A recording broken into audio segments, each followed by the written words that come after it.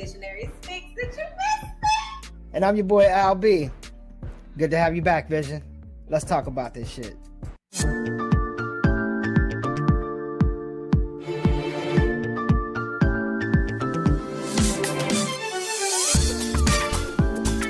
And the views of these is going back in the Disney. Okay, we about to go back all the way back. Back in the days when I was young, I'm not a kid anymore. Some days I sit and wish I was a kid again. Oh my God, 10 black points to Gryffindor. 10 black points. Oh God. But yeah, so we going a little bit back. So the year is winding down. The chitterlings are going off. They done went off to prom. Some of them are going off to prom. I heard some send-offs today to go off to prom, and they about to graduate. Okay. So shout out to the babies. Shout out to the class in 2022. Y'all been through a lot. But the kids going through the pandemic, these pandemic babies, it's just like, how are we ever going to make up for this time? I don't know if we ever will. It will take decades. Well, what I think they're going to have to do is just step their game up with the content that they teach in school. So let's say 8th graders are now required to do 9th grade and vice versa all down the line, right? So what happens then is they kind of catch up and they can fill in the little blanks because they learned this. You know what I mean? You think they can skip ahead? These Why kids not? are like 2 grades behind. Listen, I don't know how they do it where you at, but when I moved from Arkansas to New York, some places put you in a school or a grade based on how old you are, and some base it on what year you were born or when you were born or some shit like that. It's different. So needless to say, when I went from the Midwest, South Central, I don't know, Arkansas. When I left there and came to New York, they skipped me a grade. Yeah. And then when I went back, they held me back a grade. Because you wasn't ready. They was up here pushing you up and pushing you back and pushing you up and pushing you back and pushing you up. Like, there is a natural flow to school of what you're supposed to learn. And it's based off of miles and miles of research about what the brain can retain at different stages of life. So these kids have skipped stages. Yeah, I agree. What the brain can retain. And not only that, they missed out on in-person learning and did like a year of online, or more like a year and a half of online learning, which caused the kids to fall drastically behind because, as we all know, online learning is harder than in-person learning. It's like teaching yourself literally.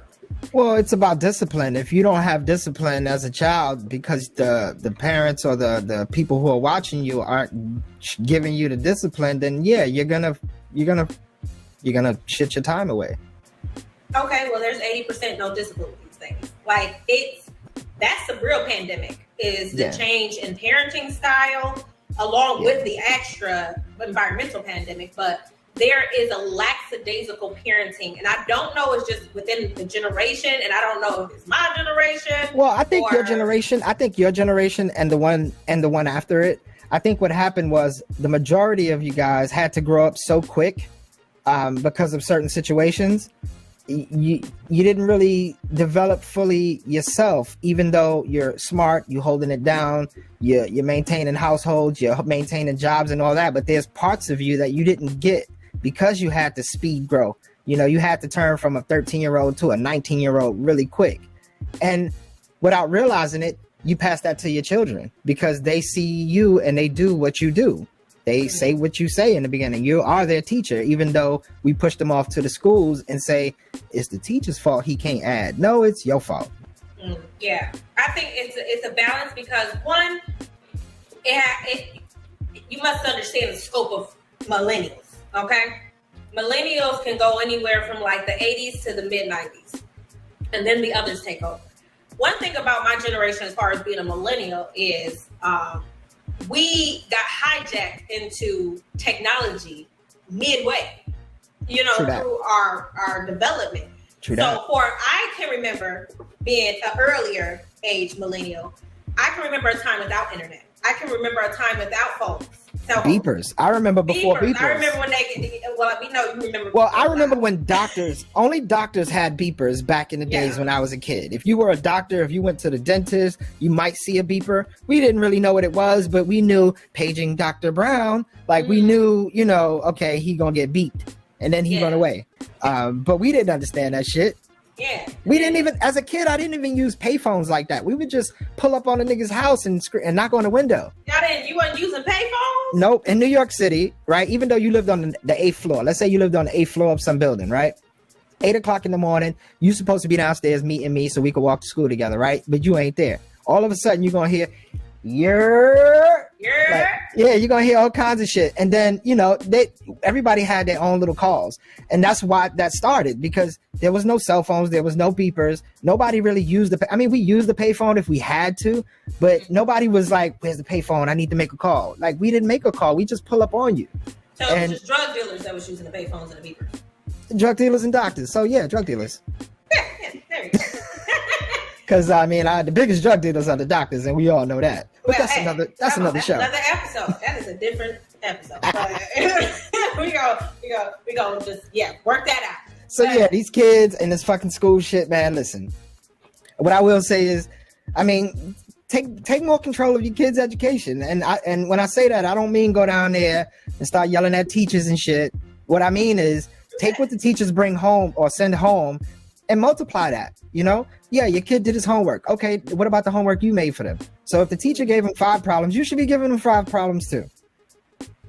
You know what the problem is? We got a bunch of dropouts with kids and they can't make up problems because they don't know the shit. True, but then we also have the disparity of income where a lot of times I'm seeing that, like, especially during the pandemic, when their kid was in school, the parent was going to work.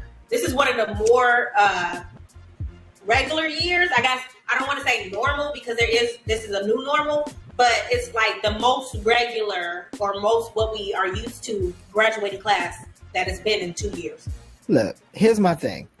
The ceremony don't mean shit, okay, people? The ceremony is just a look at me moment, okay?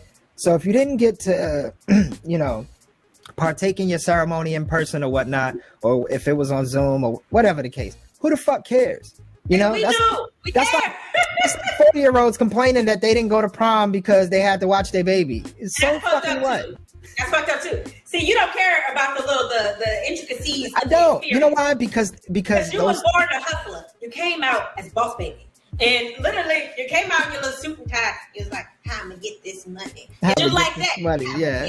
And that's just like not everybody has that. Like a lot of my high school experience was amplified by the moments in between.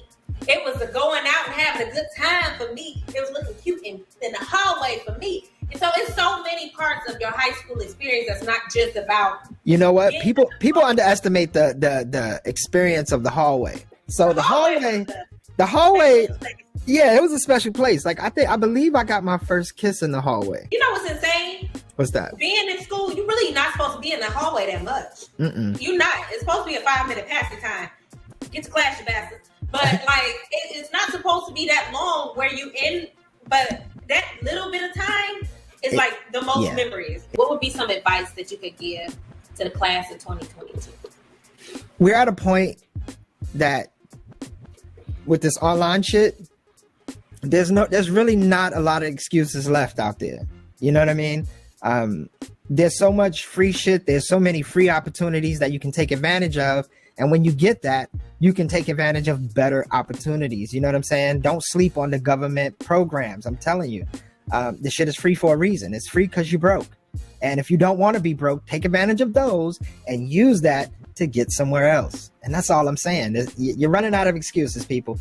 If you're 20, if you're 30, you can't really complain about too many things holding you back, because by the time, 2000 came, wasn't much holding you back.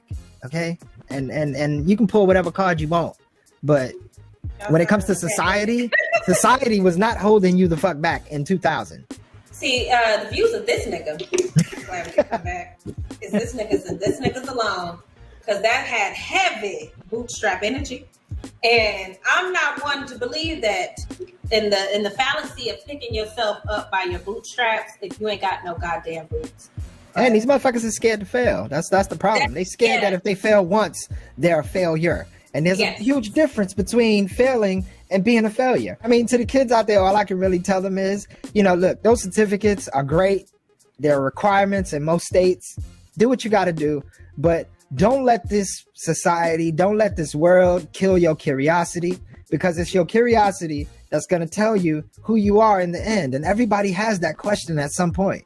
And stay out of Africa. They don't want you there anyway. And I'm out, y'all. I am comedian visionary. Speak, darling. Yeah. Yep. And I'm your boy Al B. And we'll see you next time right here on Coffee Time Comedy. Peace.